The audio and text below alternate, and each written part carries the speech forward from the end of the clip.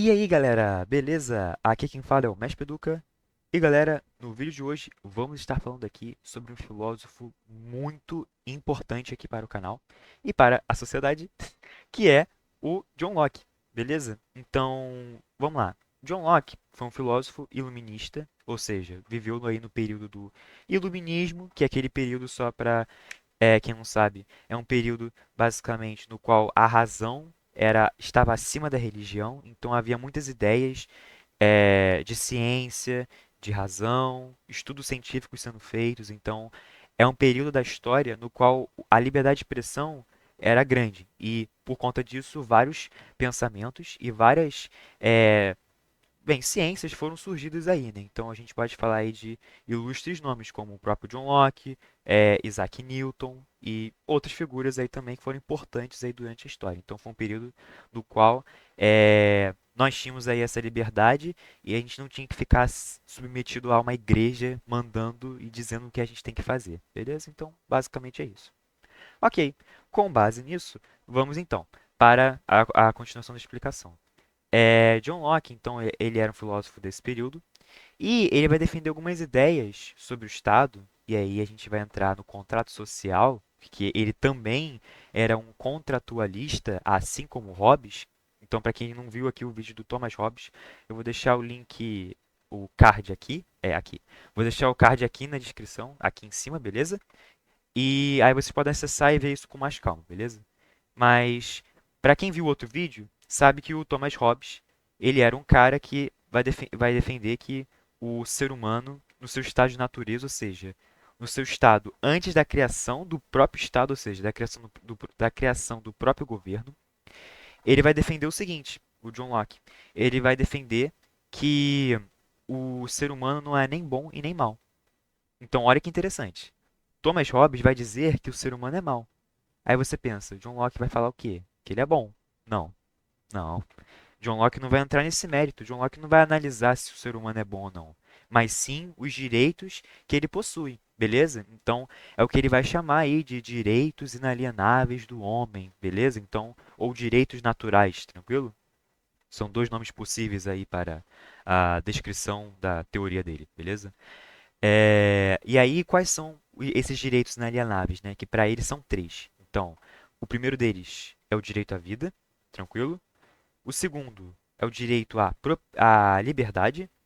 E o terceiro é o direito à propriedade, beleza? Então, esses são os três direitos que para ele existem antes mesmo da concepção da criação de um Estado, beleza? Então, todo mundo tem esses direitos, tranquilo? Então, basicamente, é essa a ideia dele.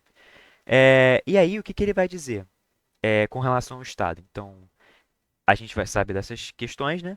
Aí você se pergunta, tá, mas por que a gente tem que ter um Estado? Porque é essa que é a grande pegada dessa matéria. Então, você se pergunta, tá, mas por que ele vai defender, então, a criação de um Estado baseado nessa premissa de que todos têm esses direitos?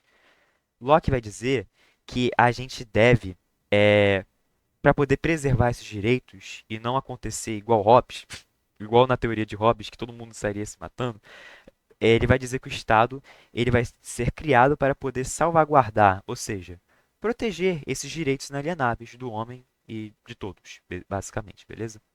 E aí a função do Estado seria basicamente essa. Então, você elege alguém, então, na visão dele, outro ponto importante da obra dele, né? Da teoria dele. Ele vai dizer que as pessoas elas devem eleger um representante para poder colocar e dizer, ó, vamos colocar as normas X, Y, Z e vamos proteger os seus direitos, beleza? Porque esses direitos são seus e todo mundo tem que ter esses direitos, beleza? Então, para ele, as pessoas vão eleger um representante, um governante, um governo, sei lá. E, além disso, ele vai defender então a criação de um Estado que deve servir ao povo. Então, não é um Estado absolutista como o de Hobbes, que manda em todo mundo, beleza? É um Estado que vai servir a todo mundo. Então, é até uma função tecnicamente oposta, né? É uma visão diferente, bem diferente da de Hobbes, beleza? E, por fim, ele vai defender também o parlamentarismo. Então, que é basicamente dizer que o legislativo é o poder supremo e que não é o executivo, entendeu? Porque na visão do Hobbes, quem teria o poder todo seria o rei, e o rei estaria, entre aspas, na função de executivo, porque é o cara que manda e organiza e tudo lá, beleza? Então, na visão de Locke, o legislativo, que seria o parlamento, deveria sobrepor aos outros poderes, digamos assim, justamente porque é ele que vai criar as leis e é ele que vai poder proteger os direitos inalienáveis. Então, tudo gira em torno dos direitos inalienáveis do cidadão, que são, repetindo, vida, liberdade e propriedade. Tranquilo? Então, basicamente, esse é Locke. Ah, só um último ponto. É, também tem o direito de resistência, que é algo que é super importante também para a teoria dele, que vai ser aplicado ainda hoje. É aplicado ainda hoje na Constituição e tal. É, o direito de resistência é basicamente o direito que todo mundo tem, assim como os direitos inalienáveis, é o direito das pessoas de poder tirar o representante, o governante do poder. Então, por exemplo, tem um cara lá, aí ele simplesmente esqueceu que existe os direitos de liberdade, vida, propriedade, tipo, ele só, sei lá, ele só esqueceu, tipo, dane-se. Beleza. Aí o que que você vai fazer? O que que você não, nós vamos fazer, porque isso é a população, beleza? O que que nós vamos fazer? Nós vamos tentar tirar esse cara do poder. A gente vai tentar tirar esse cara do poder e a gente vai eleger uma outra pessoa que faça esse papel, que é o papel justamente da criação do Estado, que é de justamente salvaguardar nossos direitos. Por isso que ele é tão presente na nossa Constituição e na nossa vida, porque muitos desses princípios são bases da democracia. Então, você tem um governante, você pode tirar ele caso ele não esteja fazendo o seu papel correto, e também tem a questão de alternância de governantes e tal. Então, vários aspectos foram criados e são utilizados nos governos de hoje, beleza? Inclusive a parte dos direitos inalienáveis, beleza? Então, se você for olhar lá a Constituição Federal, você vai ver lá que todos os cidadãos têm o direito à vida, liberdade, propriedade, beleza? Justamente porque esses são os direitos civis. Então, Locke vai ser um cara que ele vai ser o criador dos direitos civis na nossa sociedade, beleza? Então, esse cara é super importante, recomendo vocês estudarem. E eu espero que vocês tenham aprendido alguma coisa com esse vídeo.